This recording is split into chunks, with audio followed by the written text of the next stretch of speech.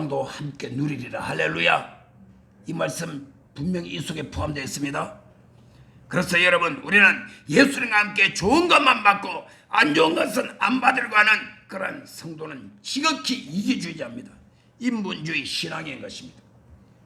여러분, 구레네 시몬은 예수님이 십자가를 지고 골고다 산상을 해서 넘어지고 자빠지면서 그것을 치고 가면서 로마 군병들에게 채찍에 맞으면서 그 길을 비아 돌로로사라는 그 언덕길을 올라가다가 옆에 따라가다가 구레네 시몬은 예수님이 지신 그 십자가를 대신 지고 꼭대기까지 올라갔습니다. 할렐루야.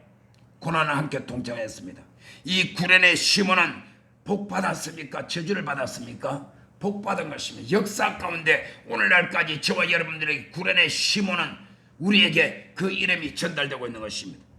여러분, 베드로는 로마에서 예수 믿는 기독교인들이 대핍박이 일어나고 온 로마가 네로 황제가 불을 질러가지고 로마가 불이 활활 타오르고 있을 때 그렇게 해서 이 기독교인이 불을 질렀다. 그렇게 해서 기독교인들을 핍박하는 바로 그때에 도망갔습니다. 로마를 빠져나와서 산을 넘어서 도망을 갑니다. 그런데 산을 넘고 도망을 가는데 누구를 만났느냐? 바로 딱 첫눈에 보니까 예수님. 3년 반 동안이나 이 베드로는 예수님 제일 측근에서 모시고 다녔고 함께 동고동락을 했는데 왜 모르겠습니까? 예수님이 그 불타고 있는 로마를 향해서 가십니다. 딱 만났습니다. 베드로가 그때 말을 합니다. 코바디스 도미네. 우리 한번 따라왔을까요? 코바디스 도미네. 그게 무슨 말입니까? 주여 어디로 가시나이까? 주여 어디로 가시나이까? 그때 예수님이 말하고 있습니다. 나는 내가 버리고 간 십자가를 다시 지러 로마를 향하여 간다. 이 말을 듣고 베드로가 그 자리에서 더 이상 멈출 수가 없습니다.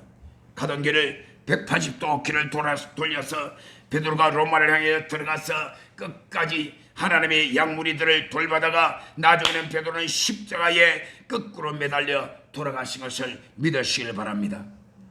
여러분, 우리 남자들을 만나면 어쩌다가 군대 얘기 나오면 신바람 나가지고 군대 몇 년 전에 어디에서 강원도 철원에서 육사단에서 포병사령부 내 얘기하는 거예요. 얘기하면 나하고 같은 부대네. 육사단. 그러면 시간 가는 줄 모르고 이야기가 나. 남자들은 군대 이야기가 나면 자다가도 눈이 말똥말똥하고 근데 입에 침이 마르도록 서로 이야기를 합니다. 왜 그런 줄 압니까? 다른 거 없어요. 남자들이 군대 얘기를 하게 되면 그렇게 그냥 막 마음에서 막 그냥 열이 나는 것은 군대 생활하면서 가장 힘들고 어려울 때 같이 눈물과 피와 땀을 흘리면서 함께 그것을 견뎌내고 그 과정을 같이 했기 때문에 그래서 그 전후회를 잊지 못하는 것이에요. 더더구나 해병대 같은 경우는요, 해병대는요, 참 일반 군인들이 다 훈련 자기 딴에는 열심히 받는다고 그러지만 객관적으로 우리가 평가할 때 해병대는 더 세게 훈련받고 센 군대라는 것을 차트가 인정하잖아요. 해병대는요, 어떤 목사님이 내 후배 목사님인데 양산에서 개척을 했는데 전투를 하다 보니까 어떤 한 사람을 전도를 했어요. 그래가지고 어떻게 하든 전도해가지고 개척교회에 한 사람 교회 안에 들어올 수 있도록 하기 위해서 그랬습니까 저랬습니까 이렇게 하다가 어쩌다가 얘기 나와가지고 해병대 얘기가 딱 나오니까 해병대 나왔다고 그러면 몇 기가 딱 나온다고 몇 기 딱 했더니 그 목사님이 나이가 몇 살이 많아. 그게 목사님 자기가 선배야.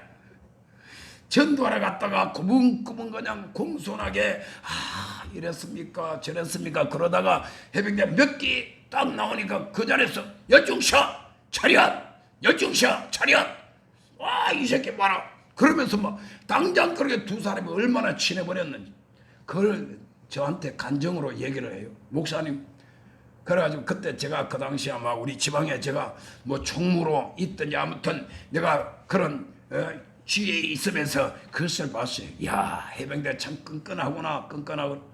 왜 그러냐면 남자가 군대 생활할 때에 함께 눈물과 피와 땀을 흘렸기 때문에, 그래서 사람들은 그러한 고난을 늘 잊지 못하고 서로와 끈끈한 유대 관계가 이어진다는 사실인 것입니다. 이런 말을 했습니다. 훈련 시에 땀 한 방울은 실전에서 피 한 방울과 같다 그랬습니다. 이것은 여러분 오늘 우리 영적인 신앙생활도 마찬가지인 것입니다. 평소에 저와 여러분들이 기도와 말씀과 찬양과 예배와 그러면 원수마귀를 대적하는 이러한 강력한 기도, 이런 모든 것들, 이런 평소에 우리가 늘 기도하는 것은 실제로 원수마귀를 대적하고 실제로 사탄이 우리를 대적하는 그런 일이 있게 될 때, 그때서 우리가 맞닥뜨리게 되면 그때 우리는 승리할 수가 있습니다. 할렐루야. 왜? 평소에 우리가 늘 훈련을 했기 때문인 것입니다.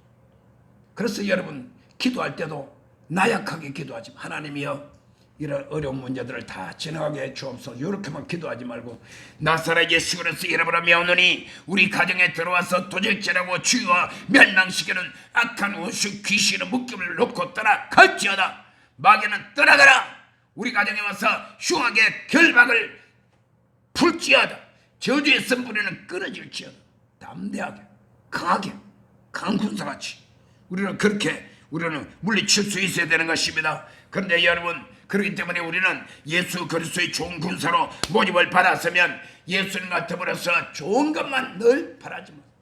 하나님 나에게 이것도 주시고 저것도 주시고 물질도 부유하게 해주시고 나에게 권세도 명예도 주시옵시고 몸도 건강해 해주시고 우리 가정에 아무 탈 없이 무탈하게 늘 가정천국처럼 되게 해주시고, 물론 그렇게 되면 얼마나 좋겠습니까? 그러나 여러분, 우리가 하나님을 경외하고 주님을 섬기는 믿음의 영적 전쟁에 들어가게 되면 그렇게만 살아갈 수가 없는 것입니다. 이 세상도 한 나라가 평화를 얻기 위해서는 저절로 그렇게 되는 것이 아닙니다. 여러분, 민주주의가 꽃을 피기 위해서 수많은 사람들의 역사 가운데 피를 흘려야만 된다는 사실을 우리는 다 눈으로 보고 알고 있지 않습니까? 그래서 여러분, 우리는 예수 그리스도와 더불어서 좋은 군사로서 강한 훈련을 받기 위해서는 때때로 이러한 고난이 우리에게 필요한 것입니다. 그래서 여러분, 예수님 때문에 어떤 고난이 다가와도 피하지 아니하고 그것을 받아들이는 그런 용감한 사람이 되어야 되는 것입니다. 내가 예수님 때문에 죽으면 손해가 나고 누가 나를 갖다가 손가락질하고 욕을 하고 그 다음에 핍박을 하고 이런 일이 있다고 해서 포기해버리고, 이런 사람은 예수 그리스도의 군사로서의 아무런 자격이 없는 것입니다. 저와 여러분들 한번 예수 그리스도의 이름으로 구원함을 받고 하나님의 자녀로 거듭났고 예수 그리스도의 좋은 군사로서 모집을 받았다는 것을 확신했다면 이제는 내 앞에 어떤 환난이 다가와도 어떤 고난이 다가와도 여러분 절대로 두려워하지 말고 뒤로 물러서지 아니하고 죽으면 죽으리다 담대한 순교의 각오를 가지고 끝까지 나아가는 저와 여러분 되시기를 주의 이름으로 축원합니다. 히브리서 11장 24절로 26절에 믿음으로 모세는 장성하여 바로의 공주의 아들이라 칭함받기를 거절하고 도리어 하나님의 백성과 함께 고난 받기를 잠시 죄악의 낙을 누리는 것보다 더 좋아하고 그리스도를 위하여 받는 수모를 애굽의 모든 보화보다 큰 재물로 여겼으니 따라합시다. 이는 상주심을 바라봅니다. 뭘 바라보았다요? 상주심을. 모세는 바로 왕의 공주의 아들로 왕자 취급을 받고 40세까지 바로의 왕국에서 살았습니다. 그렇다고 해서 모세는 자기의 시물을 다 망각하고 하나님 앞에서 하나님이 자기를 향하신 하나님의 계획과 섭리를 다 집어 던져버리고 바로의 궁궐에서 호의호식하며 거기서 영원토록 잘 먹고 잘 입고 잘 살았습니까? 그렇지 않았어요.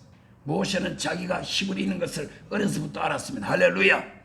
그리고 하나님께 자기를 통해서 히브리 민족을 구원하려는 하나님의 그런 뜻을 그런 마음속에 이미 가지고 간직하고 있었던 사람이에요.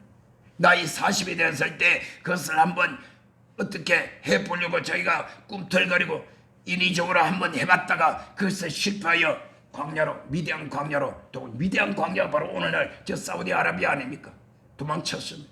거기 가서 40년 동안 호렙산을 오르내리면서 자기의 나중에 장인이 된 이두라의 양무리를 이끌고 호렙산을 올라갔다 내려갔다 하면서, 그리고 그곳에서 어느 날 가시덤불에서, 불붙은 가시덤불에서 하나님의 음성을 듣게 되었고 사명을 받고 그 길로 바로왕을 찾아갔고, 그리고 그는 하나님께서 그를 통하여 영광의 탈출, 엑스도스, 온 이스라엘의 백성들을 애굽 땅에서 구원하는 이 일에 쓰임받은 하나님의 용사였습니다. 할렐루야.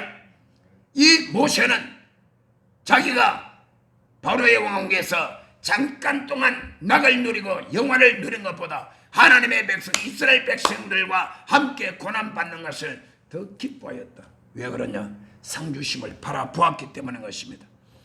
여러분, 로마서 8장 17절에도 이와 같이 말하고 있습니다. 자녀이면 또한 상속자, 하나님의 상속자요 그리스도와 함께한 상속자니 우리가 그와 함께 영광을 받기 위하여 고난도 함께 받아야 할 것이다. 할렐루야.